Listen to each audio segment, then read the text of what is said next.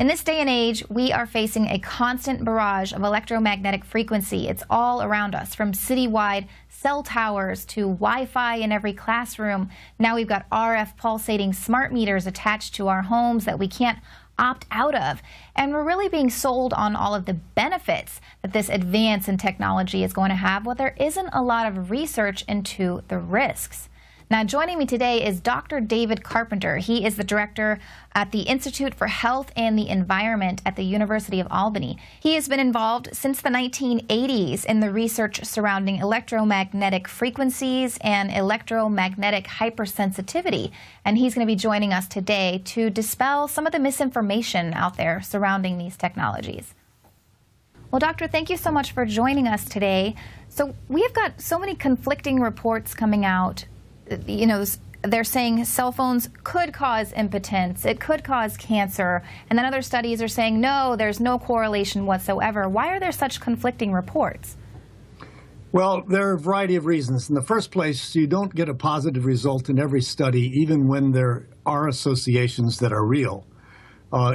It can be a matter of poor exposure assessment. It can be a matter of too few cases and that sort of thing. In my judgment, the evidence is overwhelming that long-term cell phone use causes an increased risk of brain cancer. And part of the evidence that it's real is the fact that it only shows up on the side of the head that people normally use their cell phone on. Now, for adults, it does require using a cell phone for a long period of time. The evidence is strongest after 10 or more years, or 1,600 and something hours. So it's a prolonged exposure. But the big concern are the few studies that are now appearing that show that when individuals under the age of 20 use a cell phone, even for a shorter period of time, the risk that they will develop brain cancer is even greater than it is with adults, some 5-fold greater. And it appears that older adults are less at risk than younger adults, even for the same period of time. And this is totally consistent with what we know about other sources of exposure that lead to things like cancer, that children are by far the most vulnerable. And as time goes on, our bodies are growing less, our cells are dividing less, and there's not the same level of risk. Right. Now, yes, and you asked me another question, which I think is a very important one, which was, which are the really dangerous frequencies? And the problem is we can't really answer that. I'm increasingly impressed that the kinds of cancer we see are pretty much the same, no matter what the frequency of exposure is. The evidence is very strong that 60 hertz power line magnetic fields increases the risk of childhood leukemia. Now we're finding that people that live near very powerful AM radio transmission towers, Vatican Radio, for example, a number of powerful stations in Korea, the children that live near those towers develop leukemia more frequently than children that live far away. And furthermore, the relative risk goes down along with distance from the tower. So in both of these circumstances, the whole body is being exposed, and it appears that leukemia is the cancer of greatest concern. Now, I already said that for the cell phones, it's brain cancer we're concerned about. But there is less strong evidence than for leukemia, but there's evidence for elevations in brain cancer risk around the 60 hertz magnetic fields as well. That's both with children and with adults from occupational exposure. So I don't think that the frequency is so important. The issue of smart meters is a very interesting one, and again, we don't have a lot of studies specifically on smart meters. My big concern about smart meters is that these use very high intensity pulses. They're very brief, but they're extremely high intensity. And all of the standards are set for the aggregate exposure levels, which do fall below the FCC standards. But there is a building body of evidence, not by any means conclusive yet, that these transients, these sudden rises and falls, especially at high intensity, are much more dangerous than a steady sine wave, which is what we think of for when we talk about electromagnetic fields. To prove that requires studies of people specifically exposed to smart meters. And of course, that's going to be very difficult to do because none of us are only exposed to one source of electromagnetic fields. We have the magnetic fields from the electricity in our homes and offices. We have cell phones, we have Wi-Fi, we have cell towers, we have smart meters, we have radar, we have all kinds of exposures to different frequencies. And again, one of the problems is that it's almost impossible to accurately measure the total aggregate exposure. However, when there is inadequate exposure assessment in epidemiological studies, one can be certain if you still find statistically significant associations in the presence of inadequate exposure assessment, then the true risk is going to be much greater than what you would obtain in those studies with flawed assessment of what the actual exposure is. Right, and we're finding that a lot of these studies are actually put on by the wireless carriers who are, of course, are going to want to have a positive review of their product. But short of moving to a rural area, what can people do to protect themselves? We're hearing a lot more reports of this electro hypersensitivity.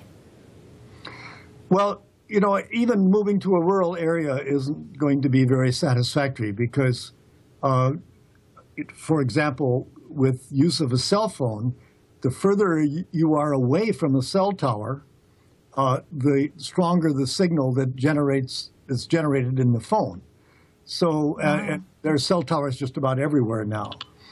So what can people do? Well, I think there are a number of things you can do that are relatively benign. You can avoid use of a cell phone except when it has a wired earpiece or wired connection. There's no exposure from wired connections. You can avoid having Wi-Fi in your house, or if you have Wi-Fi, you can put the router away from the areas that people are in. I think one thing that I see as being very dangerous, again, we don't have the solid experimental evidence, but the fact that the whole country, and supported by the initiatives from the Obama administration, the whole country is in a push to have Wi-Fi computer classrooms. Now, I'm 100% in favor of having every school child have access to the internet and learn to use computers, but it doesn't have to be Wi-Fi. It can be wired. And there is so much evidence that at least some people, if not everybody, is going to be adversely affected by the excessive radio frequency fields that you would have if you have a computer classroom where 20 kids or 30 kids are sitting on their wireless laptops, generating a room just chock full of radio frequency radiation.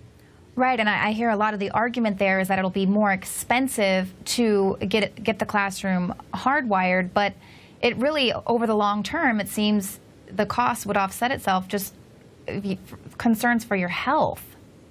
Well, that's exactly right. You know, what is the cost of having a child develop leukemia? What is the cost of having a child in school whose learning ability is impaired because of these radio frequency radiations? Now, I need to say there that the evidence for EMFs impairing cognitive function is still quite weak, but there's enough evidence so that parents and teachers and school administrators should be concerned about that. And then we have this issue, which is still controversial, of electrohypersensitivity, that some people are unusually sensitive to electromagnetic fields, whether power line fields or radio frequency fields, and just feel ill. They feel mentally dull, they have headaches, they have aches and pains, sometimes they're nauseous, often they have ringing in their ears, and they just feel unwell. Now, I get calls regularly from electrosensitive people.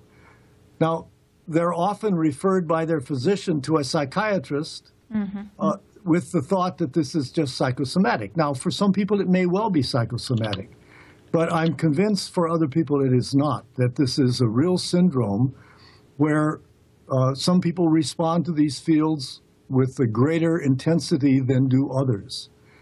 And I think that as a nation that tries to reduce exposures and harm to people, we should be regulating on the basis of those that are most vulnerable and most sensitive to these fields. I get calls all the time from people that want to know, where can I go to live? Because I can't stand living where I am because of the neighbors' smart meters, the Wi-Fi in the community, the cell tower next door, the cell tower on the roof of my apartment, this kind of thing. And there aren't easy answers to those people, but they are clearly suffering. Most of them, I suspect, from the radiofrequency radiation or the power line radiation. Perhaps some of them are just people that are ill for other reasons and want to blame the EMFs. But I don't think that the electrohypersensitivity can be passed off as being only a psychosomatic disease. It's not. Absolutely, and especially as there's such a strong push now to get the entire country on the grid, even though we have these vulnerabilities with hacking and things like that, but just at the very base level, there are genuine concerns for people's health. Well, doctor, where can people go to learn more? Do you have a website that you can let people know where they can get a little more information? Well, I think the major website I would refer you to is that of the Bioinitiative Report. It's www.bioinitiative.org. It's an encyclopedic review of the literature on all EMF effects. It was initially published in 2007. It was updated in 2012. And there's a very recent 2014 update on that website. I'm always available to be contacted at dcarpenter@albany.edu. I have some publications in peer-reviewed journals that I've written that describe how I see this issue. I testified on this issue before the President's Cancer Panel a couple of years ago.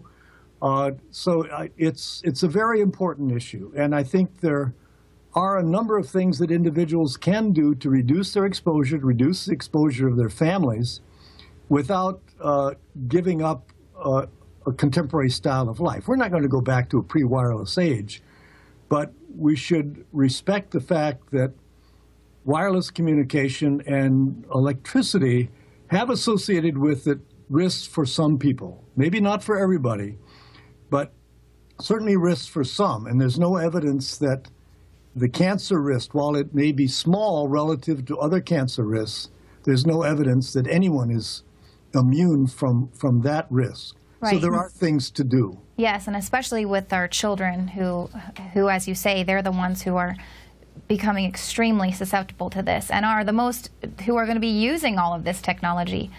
Well, thank you so much for joining us today and for everything you're doing. And it's my pleasure. All right, we'll talk to you soon. Thank you.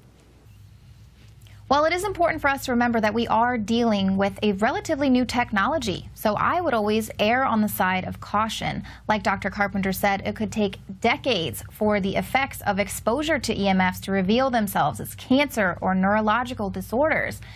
Basically, we are currently the long-term test study. So which control group are you going to be in when the data adds up?